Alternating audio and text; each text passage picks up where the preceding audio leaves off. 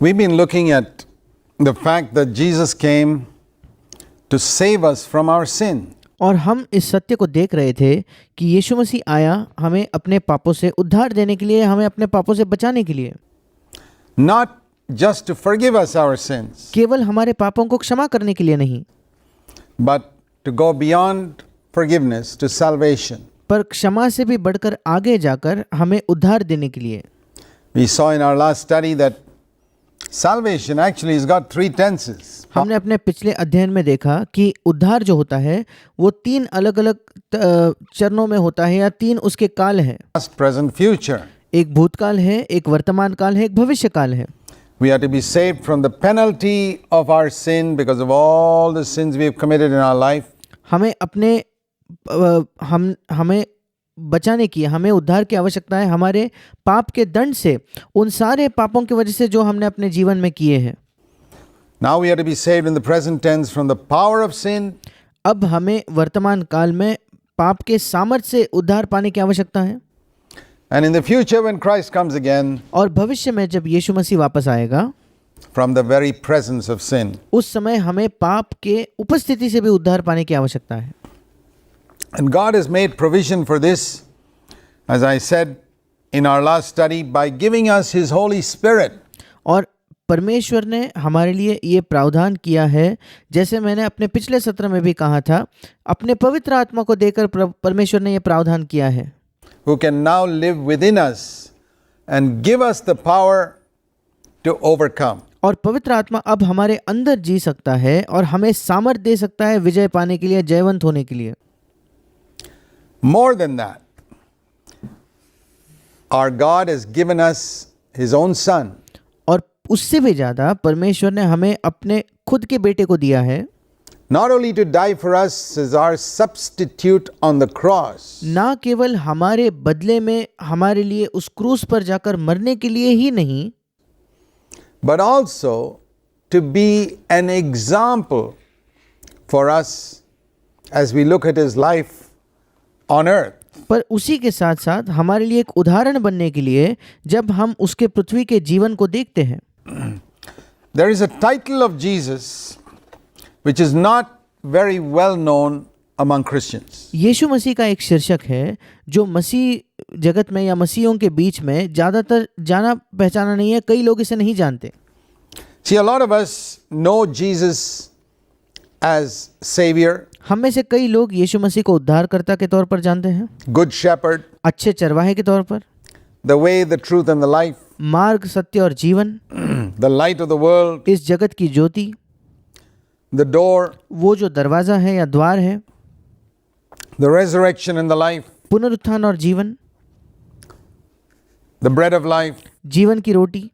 Many titles like this are very well known और ऐसे कई यीशु के शीर्षक बहुत ही जाने माने हैं among Christians. मसीहों के बीच। But have you ever heard of Jesus' title as forerunner? पर क्या आपने कभी यीशु के इस शीर्षक को सुना है कि यीशु मसीह हमारा अग्रदूत या हमारा अग्रगामी है? That is found in the book of Hebrews, और ये इब्रानियों की पुस्तक में पाया जाता है, which is the one book that describes the humanity of Jesus Christ more than any other book in the New Testament. और ये एक पुस्तक है बाइबल का जो यीशु मसीह के मनुष्य होने को या उसकी मानवता को नए नियम के किसी भी अन्य किताब से ज़्यादा उस पर उसका वर्णन करता है। ये किताब, इस किताब में उसका वर्णन है। Which is one reason why the devil won't want you to read Hebrews too much. और यही एक कारण भी है क्यों शैतान नहीं चाहता कि आप ज़्यादा इब्रानियों के पत्री को पढ़ो।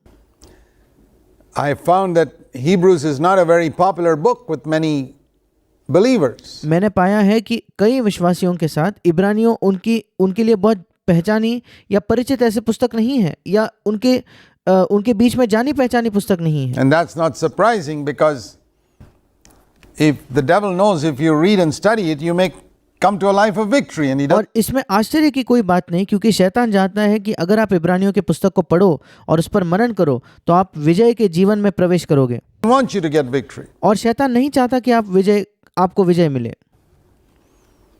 And in the book of Hebrews, which emphasizes the humanity of Christ, it doesn't take away from his deity. और इब्रानियों के पुस्तक में जिस पर यीशु मसीह की मानवता पे, यीशु मसीह के मनुष्य होने पर जोर दिया गया है, तो उसके परमेश्वर होने को कोई कम महत्व वहाँ नहीं दिया गया। See, whenever we speak about the humanity of Christ, जब कभी हम यीशु की मानवता की बात करते हैं, यीशु मसीह के मनुष्य होने की बात करते we have to हैं, be very careful to emphasize the fact that we are not denying that he is God. हमें इस बात पर जोर देने की आवश्यकता है कि हम इस बात से इनकार नहीं कर रहे कि वो परमेश्वर है। And that's why the writer to the Hebrews, he knows his burden is from the Holy Spirit, और इसलिए जो इब्रानियों का लेखक है वो जानता है कि उसे पवित्र आत्मा के द्वारा एक बोझ मिला है to emphasize the fact that Jesus was a man 100%, और उसे ये बोझ मिला है पवित्र आत्मा के द्वारा कि वो इस बात पर जोर दे कि यीशु मसीह 100% एक मनुष्य था। and therefore he begins by, in the first chapter, by emphasizing that he was God 100%. और इसीलिए पहले अध्याय में वो इससे शुरुआत करता है कि यीशु मसीह 100% परमेश्वर था। In fact, there's hardly a book in the New Testament that emphasizes the deity of Christ as much as the first chapter of Hebrews. और सच्चाई में तो शायद ही कोई दूसरी पुस्तक होगी नए नियम में जिसमें यीशु मसीह के परमेश्वर होने पर इतना जोर दिया गया है जितना इब्रानियों के पत्री के पहले अध्याय में दिया गया है। Because he wants to move on from there to show that Jesus was not only 100% God, but he was also 100% man. क्योंकि वो लेखक उससे आगे बढ़कर इस बात को दिखाना चाहता है कि यीशु ना केवल 100% परमेश्वर था पर उसी के साथ साथ वो 100% मनुष्य भी था। When Jesus was living on earth, he was 100% God and 100% man, but most people could not recognize the God part. जब यीशु मसीह इस पृथ्वी पर जी रहा था तब भी वो 100% परमेश्वर था और 100% मनुष्य था, पर अधिकतर लोग जो है वो उसके परमेश्वर होने को नहीं पहचान पा रहे थे। They thought he was just another man. वे यही सोचते थे कि वो केवल दूसरा अन्य कोई आम मनुष्य है And they found it difficult to acknowledge that he was 100% God. और उस समय बहुत लोगों को बहुत मुश्किल हुई इस बात को मान लेने में कि वो 100% परमेश्वर है। Few people like Peter got revelation on that from the Father, that this person was not just a man, he was God Almighty. और केवल कुछ ही लोग थे पतरस की तरह जिन्हें पिता की ओर से एक प्रकाशन मिला कि ये व्यक्ति केवल एक मनुष्य नहीं बल्कि वो सर्वशक्तिमान परमेश्वर है, The second person of the Trinity. त्रिएक परमेश्वर का दूसरा व्यक्ति है वो। But today, among Christians, all Christians accept Jesus Christ as God, पर आज मसीहों के बीच में सब मसीही इस बात को मान लेते हैं कि यीशु मसीह परमेश्वर है। There are some strange cults that don't accept him as God, but कुछ ऐसे विचित्र पंथ है जो इस बात को नहीं मानते कि यीशु मसीह परमेश्वर है। all Christians accept him as God. The problem today is the reverse of what it was in the days when Jesus was on earth. पर सब मसीही इस बात को तो मानते हैं कि यीशु मसीह परमेश्वर था, उसे यीशु को परमेश्वर के तौर पर स्वीकार करते हैं। आज की समस्या बिल्कुल विपरीत है। यीशु मसीह के दिनों में जो समस्या थी लोगों की, आज की समस्या उसकी बिल्कुल विपरीत है। Today the problem is that many Christians can't accept the fact that he was 100% man. आज की समस्या ये है कि कई मसीही इस बात को, इस सत्य को स्वीकार ही नहीं कर पाते कि यीशु मसीह 100% मनुष्य था। So, which is a heresy? Supposing someone believed that Jesus was 100% man but not 100% God. अब इनमें से कौन सी झूठी शिक्षा है? सोच कर देखिए, अगर कोई व्यक्ति इस बात पर विश्वास करता है कि यीशु मसीह 100% मनुष्य तो था पर वो 100% परमेश्वर नहीं है, Would you call that heresy? क्या आप उसे झूठी शिक्षा कहोगे क्या? Sure, it is a heresy. निश्चित तौर पर यह झूठी शिक्षा है। What about the other way around? Supposing a person says, I believe Jesus Christ was 100% God, but he was not 100% man. That is equally in heresy. अब इसके विपरीत क्या है? अगर कोई व्यक्ति कहता है कि मैं विश्वास करता हूं कि यीशु मसीह 100% परमेश्वर था पर वो 100% मनुष्य नहीं था, ये उतनी ही बिल्कुल वैसी ही झूठी शिक्षा है। What does it mean for him to be 100% man? अब यीशु मसीह 100% मनुष्य था, इसका क्या मतलब है? It doesn't mean he has to be sinful. उसका यह मतलब नहीं कि उसमें पाप था, because sin is not a part of the way God created man. क्योंकि परमेश्वर ने जिस तरीके से मनुष्य को बनाया उसमें पाप उसका हिस्सा नहीं है। No. नहीं, But he was completely like us, made like his brothers in all things, it says in Hebrews 2:17. पर वो हमारे ही तरह बनाया गया, वो हमारे ही तरह था। और जैसा इब्रानियों की पत्री 2 अध्याय 17 वचन ये भी बताता है कि वो अपने भाइयों के समान बनाया गया। Tempted like us in all things, it says in Hebrews 4:15. इब्रानियों 4:15 हमें बताता है कि सब बातों में हमारे ही तरह परखा गया, But with no sin in him. फिर भी वो निष्पाप निकला, उसमें कोई पाप नहीं था। He was completely separate from sin. He was वो पाप से पूर्ण तौर पर अलग था, pure and holy and undefiled. वो शुद्ध था, पवित्र था, उसमें कोई भ्रष्टता नहीं थी। He was born holy because he was born of the Holy Spirit. वो पवित्र जन्मा क्योंकि वो पवित्र आत्मा के द्वारा उसका जन्म हुआ था। But because he was a man like us, made like us in every way, tempted like us in every way, because he voluntarily chose not to use his resources as God when he was on earth. पर वो हमारे ही तरह एक मनुष्य था, हर एक तरीके से, हर एक मार्ग में हमारे ही तरह हर एक बात में वो परखा गया। क्यों?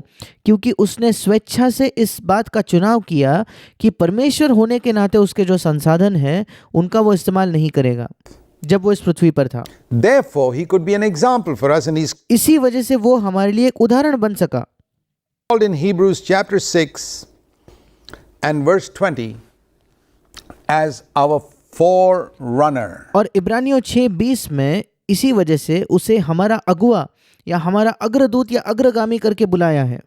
Forerunner means one who runs in front of us in exactly the same track that we have to run. अग्रदूत का मतलब वो है कि एक ऐसा व्यक्ति जो हमारे सामने भागता है, हमारे सामने दौड़ता है, बिल्कुल उसी मार्ग पर जिस पर हमें अपनी दौड़ दौड़नी है।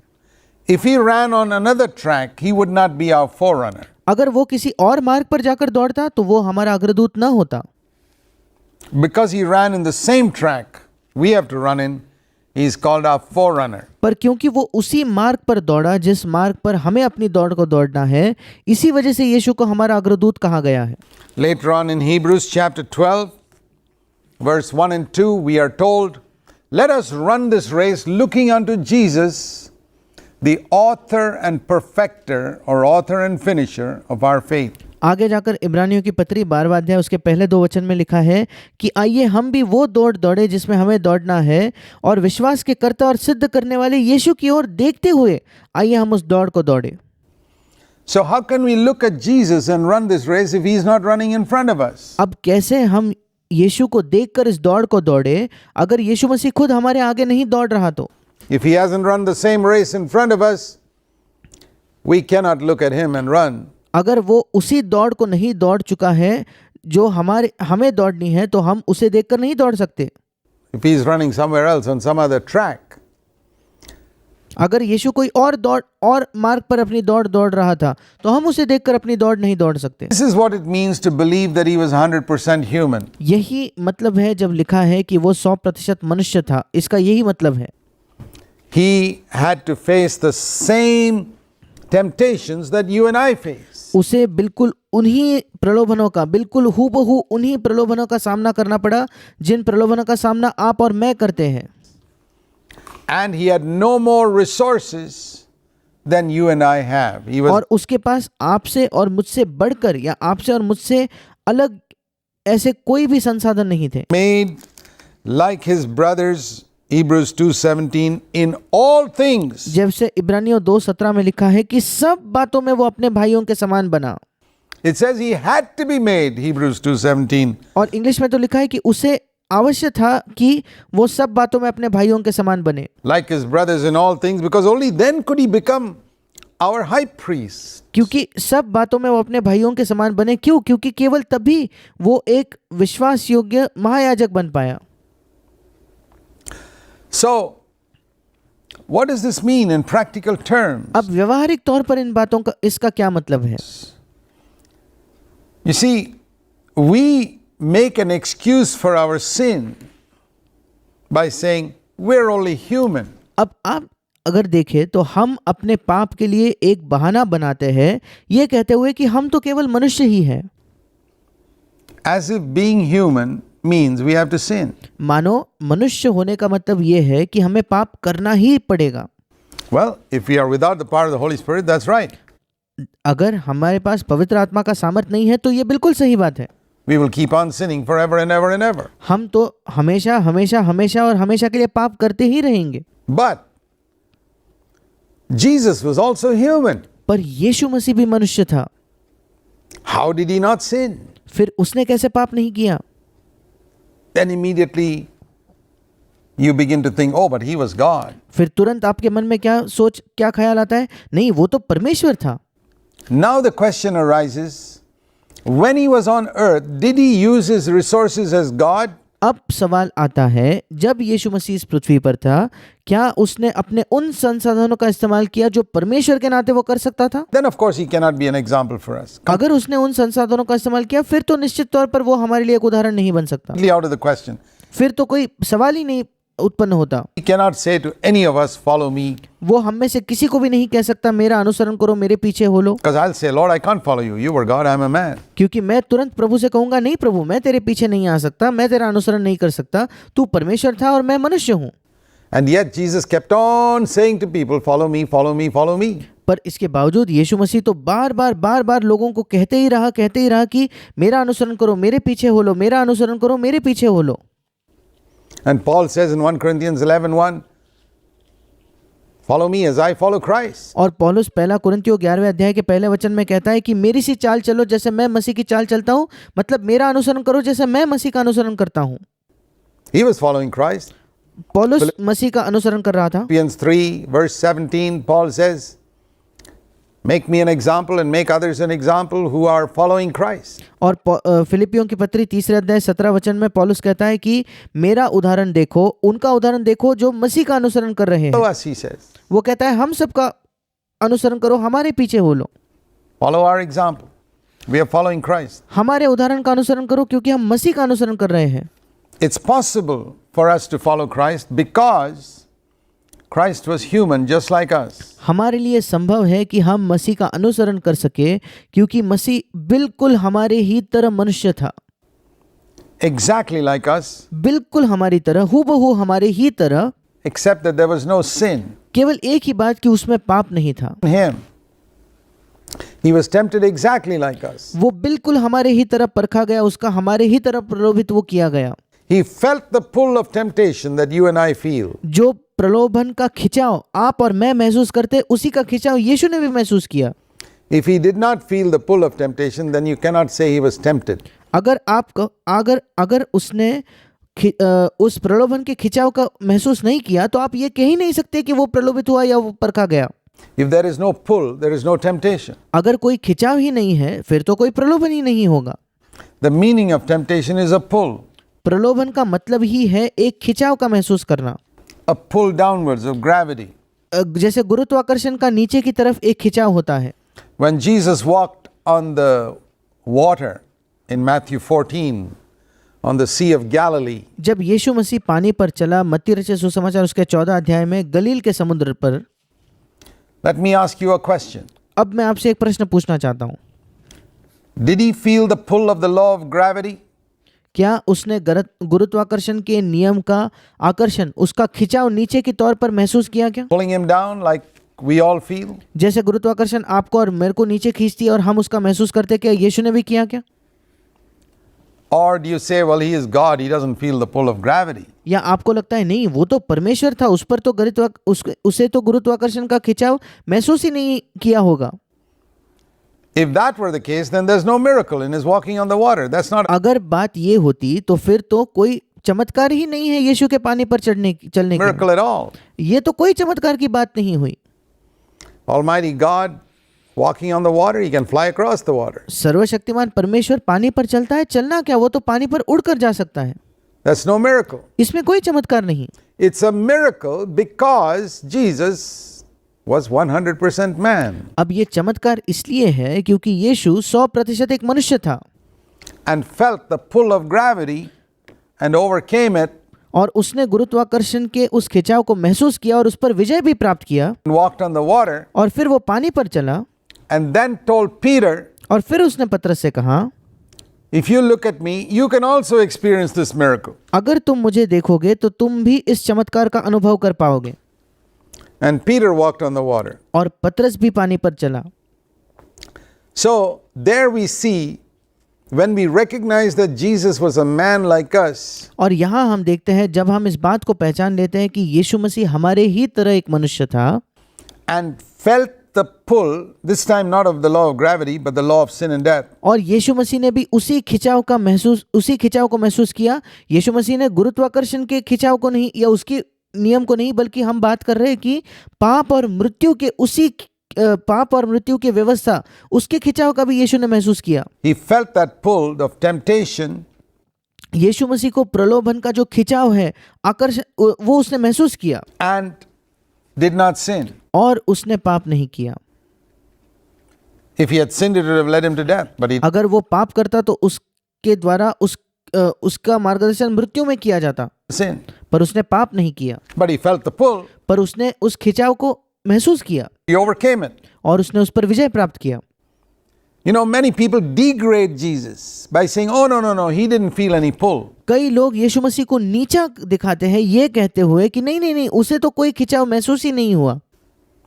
Well, then it's not a great thing if he faced temptation. फिर कोई बड़ी बात नहीं है अगर उसने प्रलोभन का सामना किया तो। For example, when the devil told him to turn stones to bread, उदाहरण के तौर पर जब शैतान ने यीशु को कहा कि वो उन पत्थरों को रोटी में बदल दे, was it possible for Jesus to turn stones to bread or not? क्या यीशु के लिए संभव था पत्थरों को रोटी में बदलना? संभव था या नहीं था?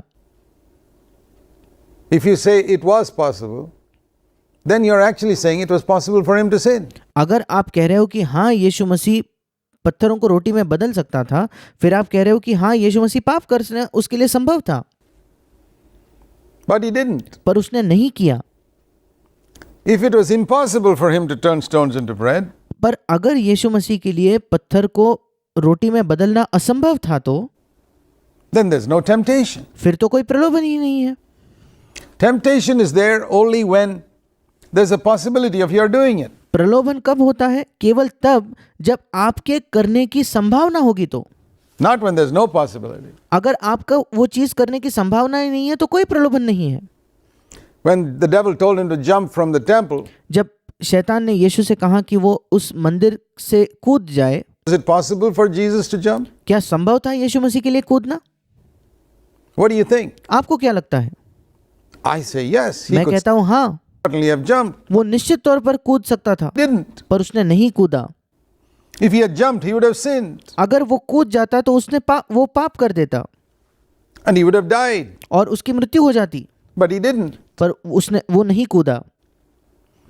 So we need to see that Jesus faced temptation really. He wasn't play acting. और हमें ये देखने की जरूरत है कि यीशु मसीह ने वास्तविकता में प्रलोभन का सामना किया। यीशु मसीह कोई नाटक नहीं रच रहा था वहां। You know, like in a drama, a person can act as though he's being tempted. अब नाटक में आप जानते हो कि कोई भी अगर नाटक होगा उसमें एक व्यक्ति अच्छा अभिनय कर सकता है, नाटक करके दिखा सकता है कि उसका प्रलोभन हो रहा है। Don't accuse Jesus of acting as though he was being tempted and not really being tempted. यीशु मसीह पर इस दोष को ना लगाना कि यीशु मसीह केवल नाटक कर रहा था प्रलोभित होने का, पर वाकई में वो प्रलोभित नहीं हो रहा था। It's an insult, and a lot of Christians insult Christ. ये एक अपमान है और कई मसीही इसी प्रकार से मसीह को अपमानित करते हैं By saying he was not really tempted like us. ये कहते हुए कि नहीं, वाकई में तो यीशु मसीह हमारी तरह नहीं परखा गया, उसका हमारी तरह वो प्रलोभित नहीं हुआ। Then what was he doing? Play acting? फिर यीशु क्या कर रहा था? नाटक कर रहा था क्या? We must honor Christ by saying he was no play actor. He हमें मसीह का आदर करना है ये कहते हुए कि वो कोई नाटक करने वाला नहीं था। faced temptation really उसने वाकई में वास्तविकता में प्रलोभन का सामना किया and overcame it. Now the devil doesn't want you to know that. और यीशु ने उस पर विजय भी प्राप्त किया। अब शैतान नहीं चाहता कि आप इस बात को जानें, Because if you know it, you'll get victory over sin, and he doesn't want you to get victory over sin. He wants you क्योंकि अगर आप इस बात को जान जाओ तो आप पाप पर विजय प्राप्त कर लोगे और वो नहीं चाहता कि आपको पाप पर विजय आपको प्राप्त हो। to be defeated all your life. वो चाहता है कि आप जीवन भर हराए हुए, जीवन भर पराजित रहो। I know in my own life, after I was born again, For 16 years, I was defeated. मैं अपने खुद के जीवन में जानता हूँ, मेरे नए जन्म पाने के बाद 16 वर्षों तक मैं हारा हुआ था। After I was born again and baptized in water, baptized in the Holy Spirit, I was defeated by sin, just like a lot of other Christians. मेरे नए जन्म के बाद जब मेरा पानी का बपतिस्मा हो चुका, पवित्र आत्मा का बपतिस्मा हो चुका, मैं उसके बाद भी पाप से हारा हुआ था, कई अन्य मसीहों की तरह। No different. कोई अंतर नहीं था। And yet I saw in the Word of God that if I came under grace, Romans 6 verse 14, sin would not have power over me. पर इसके बावजूद मैंने परमेश्वर के वचन में देखा, रोमियो 6:14 के अनुसार, कि अगर मैं अनुग्रह के अधीन आ जाऊं तो पाप मुझ पर प्रभुता नहीं कर पाएगा, पाप की मुझ पर कोई सामर्थ नहीं होगी। How did sin have power over me then? फिर कैसे पाप मुझ पर सामर्थ तभी जता रहा था? Because I did not understand what it is to come under God's grace. क्योंकि मैं इस बात को नहीं समझा कि परमेश्वर के अनुग्रह के अधीन आने का क्या मतलब है।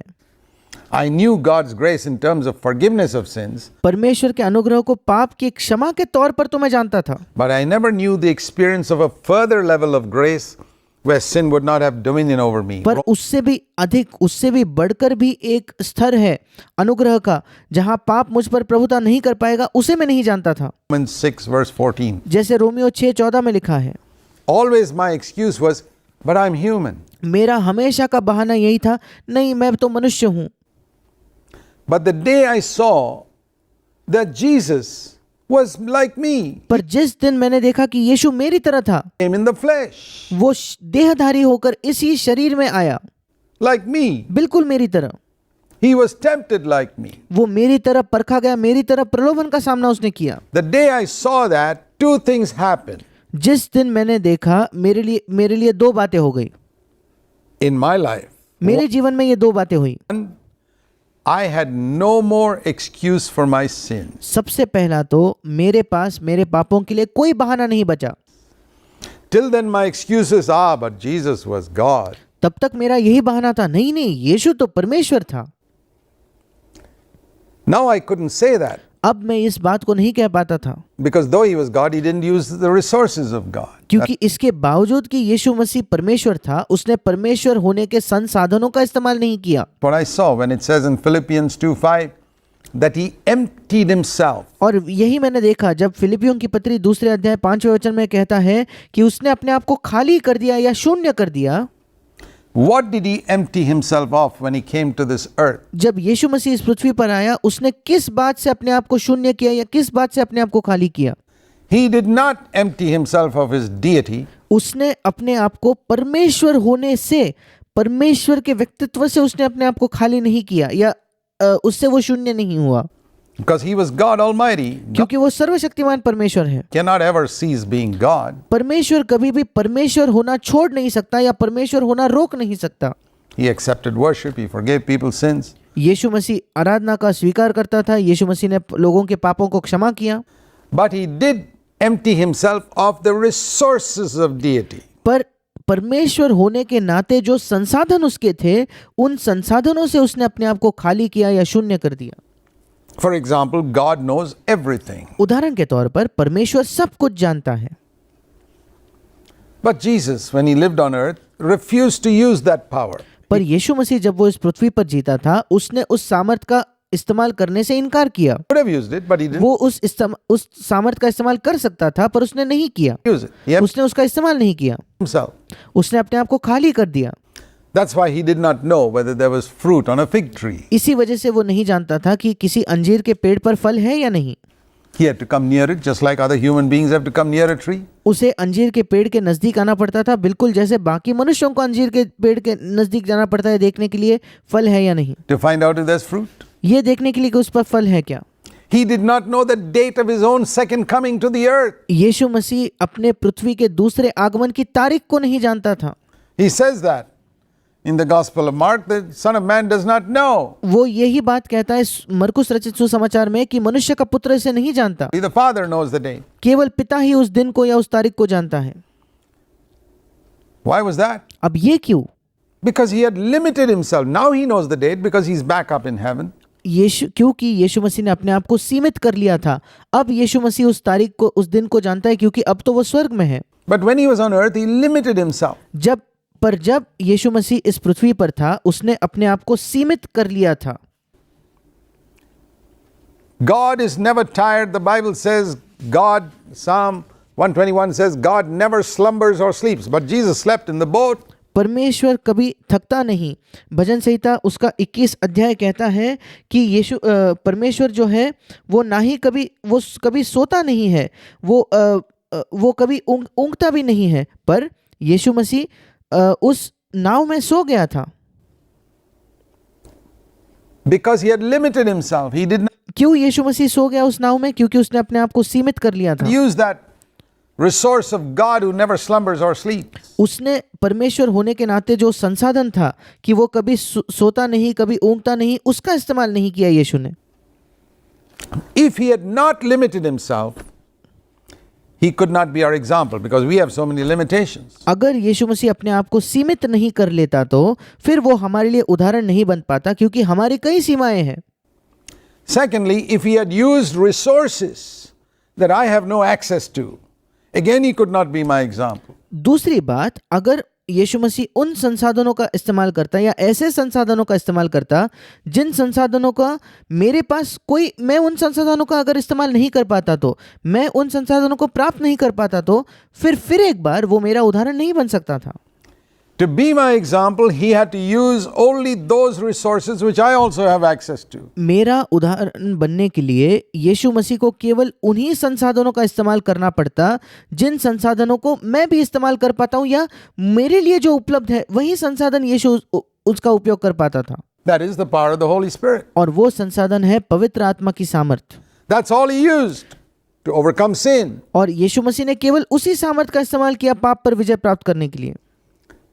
And he offers that same resource to us fully. और वो हमें भी वही सामर्थ पूर्ण तौर पर, वही संसाधन हमें पूर्ण तौर पर वो हमें प्रदान करता है।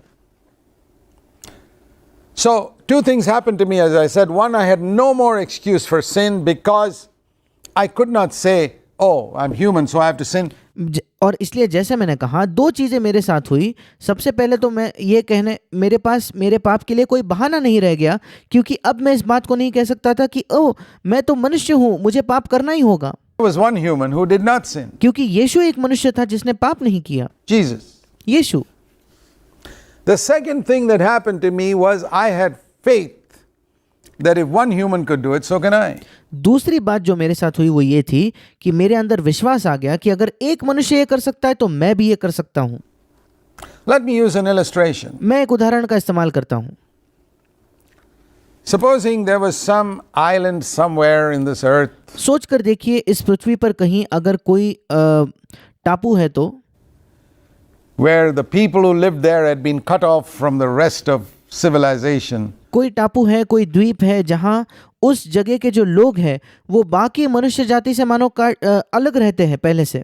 From the beginning of time, let's say. हम कहेंगे समय के शुरुआत से ही वो अलग से रहे हैं, उनका मनुष्य जाति से बाकी मनुष्यों से कोई संबंध नहीं आया कभी।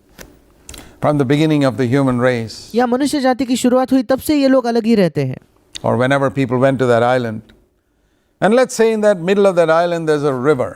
और जब भी वो लोग उस टापू पर गए तब से उनका दूसरे किसी भी मनुष्य से कभी संपर्क नहीं हुआ। और सोच कर देखिए, उस टापू के बीचों बीच एक नदी है। But nobody ever has learned to swim on that island. पर सोच कर देखिए, कल्पना कीजिए कि उस टापू, उस द्वीप पर कोई भी व्यक्ति कभी भी तैरना नहीं सीखा है। And generation after generation after generation, nobody has learned to swim, and everybody feels if you get into the water, you'll drown. और पीढ़ी के बाद पीढ़ी दर पीढ़ी कोई भी व्यक्ति उसमें तैरना नहीं सीखा, और हर एक व्यक्ति को वहाँ यही महसूस होता है कि अगर आप पानी में चले जाओगे तो आप डूब जाओगे।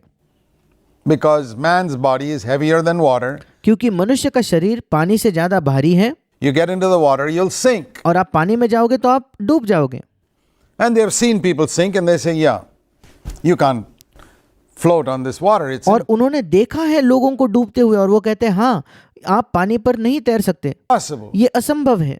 So generation after generation, nobody gets into the water because you drown. और पीढ़ी के बाद पीढ़ी, ऐसे कई उनके पीढ़ियों में कोई भी पानी में नहीं जाता क्योंकि उनको डर है डूबने का। Okay. Let's say that one man now comes from the civilized world, अब सोच कर देखिए, बचा हुआ जो मनुष्य जाति है उसमें से एक मनुष्य इनके पास जाता है and tells them, hey, you got a river here, why don't you swim? और वो उनसे कहता है कि अरे तुम्हारे पास तो कितनी नदी है यहाँ, क्यों तुम उसमें तैरते नहीं? They say, no, that's impossible. और वे सब लोग कहते हैं नहीं नहीं, नदी में तैरना असंभव है, No man can float on the water. कोई मनुष्य पानी पर तैर नहीं सकता। Your body is heavier than water. क्यों? क्योंकि तुम्हारा शरीर पानी से ज्यादा भारी है। He says, no, but if you make a little effort, you can swim. और वो कहेगा नहीं नहीं, तुम थोड़ी मेहनत करके देखो, तुम जरूर तैर सकते हो। And they say, let's see. And he और वो कहते हैं कि हम देखना चाहते हैं। jumps in and swims across to the other side. And they are absolutely amazed. और वो पानी में कूदता है, नदी में कूदकर उसके दूसरे किनारे तक तैर कर जाता है, और ये सब के सब लोग आश्चर्यचकित होकर देखते हैं। They think perhaps his body is of a different type than theirs. और फिर वे सब सोचने लगते हैं कि जरूर इस मनुष्य का शरीर हमारे शरीर से कुछ अलग होगा। And they examine him and they find, no, it's exactly the same. और फिर वे उसको जांचते हैं, उसके शरीर को जांच कर देखते हैं कि नहीं, इसमें और हम में तो कोई अंतर नहीं है, इसका और हमारा शरीर तो बिल्कुल एक जैसा है। What happens then? और फिर क्या होता है? They get faith उनके अंदर एक विश्वास आता है that they can also overcome gravity and swim because they saw one man do it. उनके अंदर विश्वास आता है कि वे भी गुरुत्वाकर्षण पर विजय प्राप्त करके तैर सकते हैं, क्योंकि उन्होंने एक मनुष्य को ऐसा करते हुए देखा। Well, that's what happened to me और यही बात मेरे साथ हुई when I saw that Jesus was tempted like me जब मैंने देखा कि यीशु मसीह मेरे ही तरह परखा गया, प्रलोभित हुआ and did not sin. That और यीशु ने पाप नहीं किया। the law of sin, temptation pulled him down, व्यवस्था का पाप की व्यवस्था और प्रलोभन की व्यवस्था उसे भी नीचे खींच रही थी, but he did not yield, पर वो उससे राजी होकर नीचे नहीं गिरा, overcame. यीशु ने विजय पाया। And when I saw this one man swim, as it were, without sinking, और जब मैंने इस एक मनुष्य को देखा जो तैर रहा था, बिना डूबते हुए तैर रहा था, it gave me faith उसने मुझे विश्वास दिया that I can also overcome them. कि मैं भी उसी की तरह विजय प्राप्त कर सकता हूँ। And that's the faith the devil doesn't want you to have, because you और यही विश्वास है जो शैतान नहीं चाहता आपके पास हो, be an overcomer. क्योंकि अगर वो विश्वास आ जाए तो आप जयवंत हो जाओगे। You think the devil wants you to be an overcomer? क्या आपको लगता है शैतान चाहता है कि आप जयवंत हो? No. नहीं, He wants you to be defeated like you've been defeated all your life. शैतान चाहता है कि आप हारे हुए रहो जैसे आप अपने जीवन भर हारे हुए रहे हो। How many Christians can stand up and testify, God has given me grace to get victory over my anger? हाँ, कितने मसीह खड़े होकर इस बात की गवाही दे सकते हैं कि परमेश्वर ने मुझे अनुग्रह दिया है कि मैं अपने गुस्से पर विजय प्राप्त करूं, Over the lust of my eye, या मेरे आंखों की अभिलाषा पर मैं विजय प्राप्त करने के लिए प्रभु ने मुझे अनुग्रह दिया है, over bitterness, या कड़वाहट पर, over jealousy, जलने पर, etc., etc. और ऐसे कई अन्य अलग अलग पाप। They are so rare. बहुत ही कम ऐसे मसीह मिलेंगे। You may find one in 1,000. You'd be lucky if you find one believer in 1,000 who can testify to that. आपका बड़ा सौभाग्य होगा अगर 1000 विश्वासियों में से आपको एक विश्वासी मिले जो ऐसी गवाही दे पाएगा। Why? क्यों? Because the devil has blinded them to the truth क्योंकि शैतान ने उनकी आंखों को अंधा कर दिया है सत्य न देखने के लिए, that Jesus became like them और वो सत्य है कि यीशु मसीह उन्हीं के तरह बना and was tempted like them. और उन्हीं की तरह प्रलोभित हुआ, उन्हीं की तरह परखा गया। He's blinded you to that truth. और शैतान ने तुम्हें भी, आपको भी उस सत्य के प्रति अंधा कर दिया है, But you need not be blind anymore. Let's पर अब आपको इसके आगे अंधा होने की कोई आवश्यकता नहीं। use another illustration. मैं एक और उदाहरण का इस्तेमाल करता हूँ। Supposing an angel from heaven came to earth to teach you how to swim in a swimming pool. कल्पना कीजिए कि स्वर्ग से एक स्वर्गदूत पृथ्वी पर आया और आपको सिखाने के लिए कि कैसे एक स्विमिंग पूल में तैर सकते हो। And he flies across the swimming pool with his wings and says, "Follow me." और वो अपने पंख लेके उस स्विमिंग पूल पर उड़ान भरता है, उड़कर दूसरे छोर पर जाता है और फिर आपसे कहता है मेरे पीछे आओ। What will you say to him? फिर आप उस स्वर्गदूत से क्या कहोगे? You'll say, "Hey, I can't follow you, angel. आप कहोगे स्वर्गदूत, मैं तेरा पीछा नहीं कर सकता, मैं तेरा अनुसरण नहीं कर सकता। I can admire you, but I मैं तेरी सराहना कर सकता हूँ, can't follow you." पर मैं तेरा अनुसरण नहीं कर सकता। Because you're not subject to the law of gravity that I'm subject to. क्योंकि तुझ पर गुरुत्वाकर्षण लागू नहीं होता जो मुझ पर हो रहा है। If you want to teach me to swim, get rid of your wings and take a body like mine. अगर तू मुझे तैरना सिखाना ही चाहता है तो अपने पंखों को उतार दे, अपने पंखों को निकाल दे और मेरे तरह शरीर ले ले। And if the angel takes a body like mine, gets rid of his wings, then he can jump into the pool and teach me to swim and say, और अगर कोई स्वर्गदूत मेरे ही तरह शरीर ले और अपने पंखों को निकाल कर फिर वो उस स्विमिंग पूल में तैर कर मुझे तैरना सिखा सकता है, follow me. और फिर वो मुझे कह सकता है कि मेरे पीछे हो लो या मेरा अनुसरण करो। Otherwise, he can only say, admire me. अगर वो अपने पंख नहीं निकालता, मेरे जैसा शरीर नहीं लेता, फिर वो केवल यही कह सकता है कि मेरी सराहना करो। So if Jesus was not like us, all he can say to us is, admire me. और अगर यीशु मसीह हमारे जैसा नहीं था, फिर यीशु मसीह हमसे केवल एक ही बात कह सकता है कि मेरी सराहना करो, मेरी तारीफ करो। Admire me how I overcome sin. मेरी सराहना करो कैसे मैंने पाप पर विजय पाया। But you can't follow me because you're not like me. पर तुम मेरा अनुसरण नहीं कर सकते, तुम मेरे पीछे नहीं हो सकते क्योंकि तुम मेरे जैसे नहीं हो। But he never said that. पर यीशु ने ऐसा कभी नहीं कहा। Jesus is our forerunner, यीशु मसीह हमारा अग्रदूत, हमारा अग्रगामी है, author and finisher of our faith. हमारे विश्वास का कर्ता और सिद्ध करने वाला, पूरा करने वाला है। Let us run the race looking unto Jesus, वो आइए हम अपने दौड़ को यीशु मसीह की ओर देखते हुए दौड़े, the author and finisher of our faith. जो हमारे विश्वास का कर्ता और पूरा करने वाला, सिद्ध करने वाला है। Illustrations help us to understand this truth more clearly. और ये जो उदाहरण है ये हमारी सहायता करते हैं कि हम सत्य को और साफ तौर पर समझें। Now I want to use one more. और मैं एक और उदाहरण का इस्तेमाल करना चाहता हूँ। Think if a billionaire, not a millionaire, billionaire, a very, very rich billionaire from some Western country, और सोचकर देखिए, एक करोड़पति, केवल कोई लखपति नहीं बल्कि एक बहुत ही अमीर करोड़पति जिसके पास करोड़ों अरबों खरबों करोड़ों रुपए हैं, वो किसी पश्चिमी देश से आता है, comes to India वो भारत में आता है to help the poor people who live in the slums of India, और उन गरीब लोगों की सहायता करने के लिए जो भारत के झुग्गी झोपड़ियों में रहते हैं, to teach them how to live without getting into debt, उन्हें यह सिखाने के लिए कि कैसे वो किसी भी कर्जे में न पड़ते हुए बिना कर्जे के जीवन बिताएंगे, with the limited amount of money they earn जबकि उनके पास बहुत कम पैसा है जो वो कमाते हैं every month. प्रति महीने। Teach them how to keep their little huts in the slum clean with वो the उन्हें सिखाना चाहता है कि कैसे उनके जो छोटी झुग्गियां हैं, छोटी झोपड़ियां हैं, उन्हें बिल्कुल साफ रखा जाए, limited amount of money they earn. वो भी एक सीमित मात्रा के पैसे के साथ जो वो कमाते हैं। But this man is a billionaire. He's got a credit card. पर ये जो व्यक्ति है ये खुद तो करोड़पति है, उसके पास एक क्रेडिट कार्ड है। He can go to any ATM machine and draw thousands of dollars if he wants. वो किसी भी एटीएम मशीन में जाकर हजारों डॉलर किसी भी समय निकाल सकता है अगर वो चाहे तो।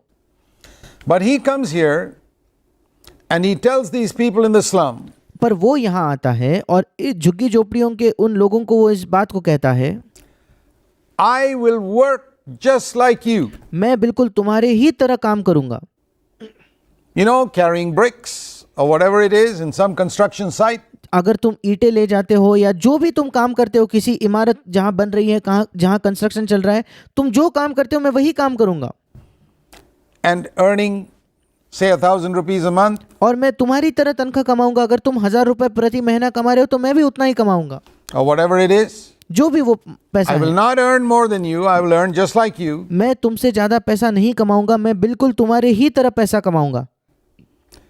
And I will build a little hut here just like you build. और मैं यहाँ एक छोटी सी झुग्गी झोपड़ी बनाऊंगा जैसे तुमने अपनी झुग्गी बनाई है।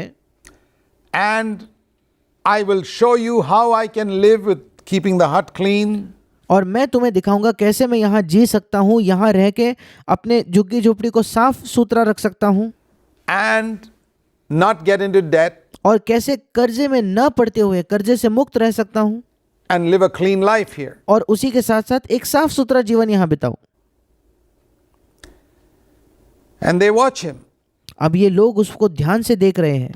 And if he secretly goes to some ATM machine every now and then, और अगर गुप्त रीति से, जब किसी का ध्यान नहीं है, वो किसी एटीएम मशीन में जाकर, कभी कभार वो एटीएम मशीन में जाकर and puts in his credit card and draws money, और अपना क्रेडिट कार्ड इस्तेमाल करके कुछ पैसे निकालता है तो cheating. फिर वो धोखा दे रहा है उन लोगों को।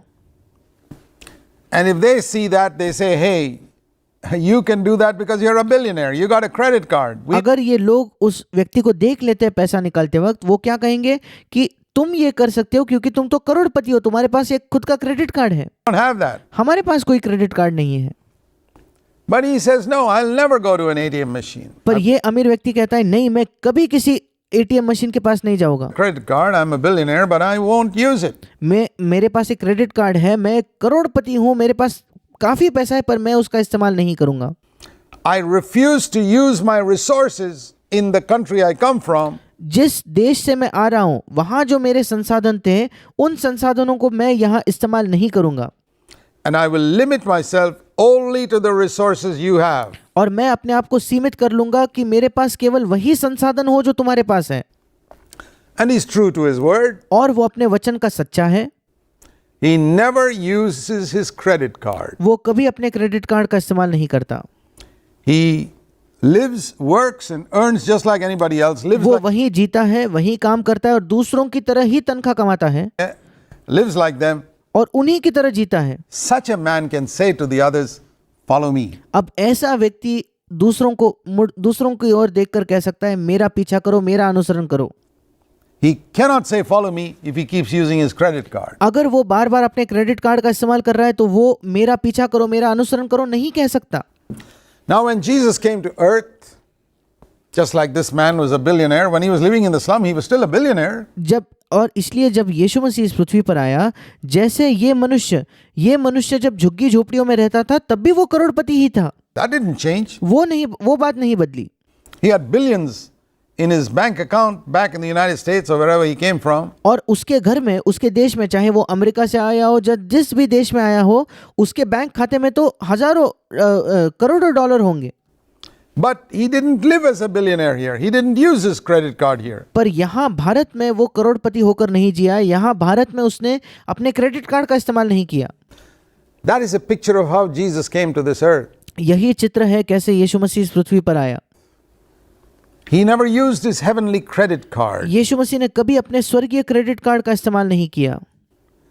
His resources as God, परमेश्वर होने के नाते उसके जो संसाधन थे उनका इस्तेमाल नहीं किया, though he was God. इसके बावजूद कि वो परमेश्वर था।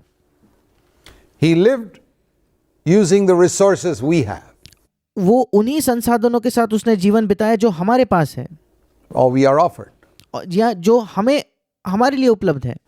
And so he could say to us, follow me. और इसलिए यीशु हमसे कह पाया कि मेरा अनुसरण करो, मेरे पीछे हो लो। When we see this wonderful truth, जब हम इस अद्भुत सत्य को देखेंगे, we come to a godly life. It हम एक ईश्वरीय जीवन में प्रवेश करेंगे। says in 1 Timothy chapter 3 verse 16, God was manifest in the flesh. पहला तिमुथियुस 3 अध्याय 16वां वचन कहता है कि परमेश्वर जो शरीर में प्रकट हुआ, That is the secret of godliness. ये भक्ति का या ईश्वरीय जीवन का भेद या रहस्य है। What is the secret of godliness? ईश्वरीय होने का रहस्य क्या है? That he came down to earth, was manifest in the flesh and was pure. वो जो ईश्वरीय होने का रहस्य ये है कि वो इस पृथ्वी पर आया और शरीर में प्रकट हुआ in his spirit. और वो अपने आत्मा में धर्मी ठहराया, आत्मा में वो पवित्र बना। How can a man live in this flesh and be pure in his spirit? कैसे एक व्यक्ति शरीर में आकर अपने आत्मा में पवित्र हो सकता है या शुद्ध हो सकता है? Jesus demonstrated how. यीशु मसीह ने यह दर्शाया कि कैसे। So it's possible for us to live a life of victory और इसलिए हमारे लिए संभव है कि हम विजय के एक जीवन को जी पाए, even though we have this flesh. इसके बावजूद कि हमारे पास ये शरीर है। Because the power of the Holy Spirit is greater than the power of the flesh. क्योंकि पवित्र आत्मा की सामर्थ शरीर के सामर्थ से बढ़कर है, महान है। You know, in the Old Testament, there was a time when the children of Israel reached the borders of the land of Canaan. आप जानते हो पुराने नियम में एक समय था जब इस्राएल के संतान कनान देश के सीमाओं तक पहुंच गए। And the Lord said, go into the land and occupy the land, but they looked. और प्रभु ने कहा कि जाकर उस देश में प्रवेश करो और उस देश को अपना बना लो। The giants and they said, no, no, no, we can't overcome this. पर उन लोगों ने वहां के दानवों को देखा और कहा नहीं नहीं नहीं, हम इन पर विजय नहीं प्राप्त कर सकते। These people are so mighty and so powerful. ये लोग इतने बलवंत हैं, इतने सामर्थ्यशाली हैं। And the Lord said, you can और प्रभु ने कहा तुम जा सकते हो। go in. And 600,000 people said, no, that's not possible. और प्रभु ने कहा तुम अंदर जा सकते हो, और 6 लाख लोगों ने कहा नहीं, ये संभव नहीं है। But 2 people, Joshua and Caleb, said, we can do it. केवल 2 लोग, यहोशू और कालेब ने कहा हम ये कर सकते हैं। And they are the only ones who went in. और ये इकलौते लोग हैं जो अंदर गए। Was it because their muscles were stronger? क्या इसलिए क्या उनकी मांसपेशियां ज्यादा मजबूत थी क्या? No. नहीं, They trusted in God. उन्होंने परमेश्वर पर भरोसा किया। That's why they possessed the land. इसी वजह से उन्होंने उस भूमि को, उस देश को जीत लिया। Because they trusted in God. क्योंकि उन्होंने परमेश्वर पर भरोसा किया। You know, you can look at some sin in your life and the devil says, you can never overcome that. अब हो सकता है कि आप अपने जीवन के किसी पाप को देखते हो और कहते हो कि नहीं, शैतान आपसे कहता है तुम कभी उस पर विजय नहीं प्राप्त करोगे। It's like a giant in your life. वो पाप आपके जीवन के एक दानव के समान है। Now it's a question of whether you follow the Israelites and say, oh, that's right, we can't overcome these giants, they'll always rule us. Or अब सवाल ये है, या तो आप इस्राएलियों का अनुसरण करते हो और कहते हो कि नहीं, हम इन दानवों पर कभी विजय नहीं प्राप्त कर पाएंगे, वही हम पर राज करेंगे हमेशा, या whether you follow Joshua and Caleb's example and say, we can overcome that. या आप यहोशू और कालेब के उदाहरण का अनुसरण करते हो और कहते हो नहीं, हम जय प्राप्त कर सकते हैं। That's the message of the Bible. और यही बाइबल का संदेश है। You can be an overcomer. आप जयवंत हो सकते हो। You don't have to be defeated. आपको हारा हुआ होने की कोई आवश्यकता नहीं। Jesus was an overcomer. यीशु मसीह जयवंत था। He lived on earth and demonstrated how we can overcome. But यीशु मसीह इस पृथ्वी पर जिया और उसने ये दिखाया, ये दर्शाया कि कैसे हम विजय प्राप्त कर सकते हैं।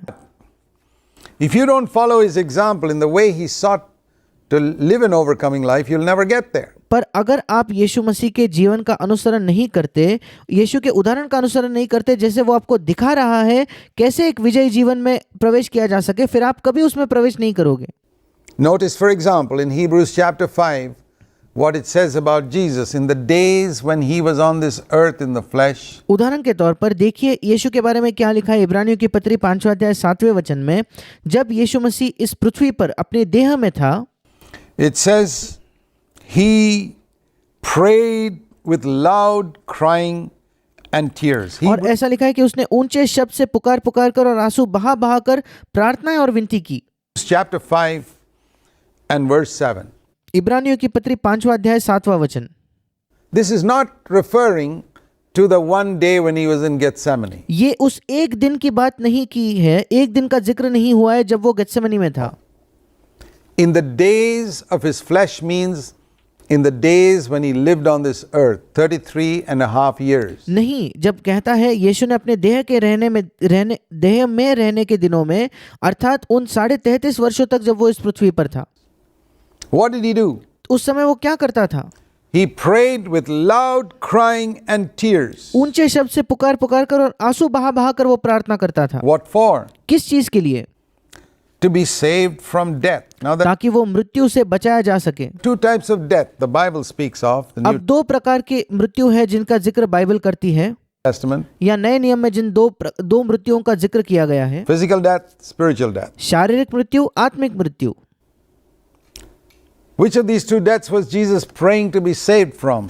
इन दोनों में से किस मृत्यु से यीशु मसीह बचने की प्रार्थना कर रहा था? Certainly not physical death. निश्चित तौर पर शारीरिक मृत्यु से बचने की वो प्रार्थना नहीं कर रहा था। Even the martyrs didn't say pray to be saved from that. क्योंकि जो मसीही शहीद हुए, जो मसीह में मर गए मसीह के विश्वास के लिए, उन्होंने भी ऐसी प्रार्थना नहीं की कि वो मृत्यु से बच जाए। The only death Jesus was afraid of didn't want was spiritual death. इकलौती मृत्यु जिससे यीशु डरता था और जो मृत्यु यीशु नहीं चाहता था वो आत्मिक मृत्यु थी। He prayed, Father, don't let spiritual death touch me. Let there be no smell of spiritual death in me. In other words, और यीशु ने प्रार्थना की कि पिता मुझे आत्मिक मृत्यु को मुझे छूने ना दे, मेरे अंदर कोई आत्मिक मृत्यु की दुर्गंध भी, उसकी बू भी ना आए। Be no smell of sin in my life when I'm दूसरे शब्दों में यीशु प्रार्थना कर रहा था कि प्रभु मेरे जीवन में पाप का कोई उसका दुर्गंध होना ही नहीं चाहिए। tempted. जब भी मैं प्रलोभित होता हूँ, I must come out of temptation without even the smell of sin. जब भी मैं प्रलोभित होता हूँ, मैं बिना पाप के बदबू लिए उसमें से मुझे बाहर आना है, Spiritual death. ना ही मेरे अंदर आत्मिक मृत्यु की कोई बदबू आनी चाहिए। And he was heard. The और ऐसा लिखा है कि उसकी सुनी गई। Bible says he was heard. Bible कहता है कि उसकी प्रार्थना सुनी गई। That proves it was not physical death, because physical death he died. ये साबित करता है कि यहाँ शारीरिक मृत्यु की बात नहीं की जा रही, क्योंकि यीशु की तो शारीरिक मृत्यु हो गई।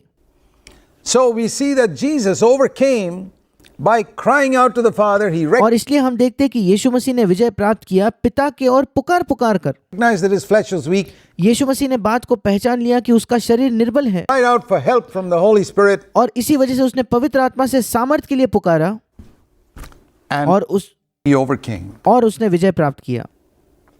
And you can overcome too और आप भी विजय प्राप्त कर सकते हो if you will trust in the Lord अगर आप प्रभु पर भरोसा करोगे and cry out for salvation from the power of sin like that. और पाप के सामर्थ्य से उस प्रकार से पुकारोगे, उससे उद्धार प्राप्त करने के लिए, पाप के सामर्थ्य से बचने के लिए अगर आप इस तरीके से प्रार्थना करोगे तो God bless you. परमेश्वर आपको आशीष दे।